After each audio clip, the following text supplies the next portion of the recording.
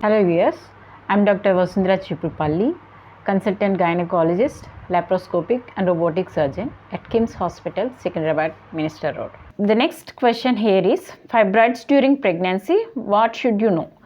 Fibroids during pregnancy are mostly incidental. Sometimes we find fibroids in the routine antenatal scans.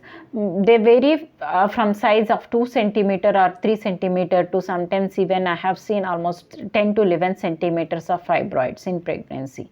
So what should we do if we if the patient is diagnosed with fibroid in pregnancy? We have to look at the size, number and site. Many a times fibroid in pregnancy it goes unnoticed and it doesn't harm at all, and sometimes if the fibroid is in a viable in a condition where it interrupts pregnancy, abortions do happen. If it is not interrupting pregnancy, the pregnancy goes in a smooth way and it doesn't hamper it doesn't harm the pregnancy in any in any of the cases.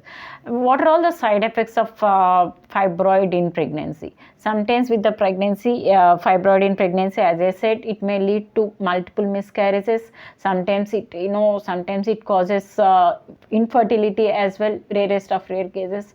And sometimes if the fibroid is very high and if it is causing lead blood supply to the baby through the placenta, UGR may happen. And sometimes if the fibroid is very high, very huge size, it may cause preterm labor.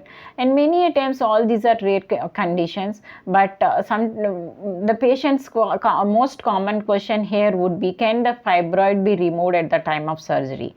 So it all depends on surgeon's expertise and the vascularity of the patient. If the if the fibroid is in accessible site, if it can be removed. But if the fibroid is embedded deep into the myoma, that causes huge blood loss, unnecessarily we will be losing we will be losing the uterus, and by ending with hysterectomy, unnecessarily the surgery would be prolonged, a severe blood loss will be there. So it all depends whether condition of the patient, vascularity of the patient, surgeon's expertise, whether it can be removed during delivery or not. In many times it may cause preterm labor, and it may cause sometimes compression onto the bladder, so which usually results in increased frequency of micturition. That means increased frequency of urination. So it all depends on as I said, number of the fibroid, site of the fibroid, size of the fibroid, and number of pregnancies as well. So it all all these conditions are to be looked in before going for any decision.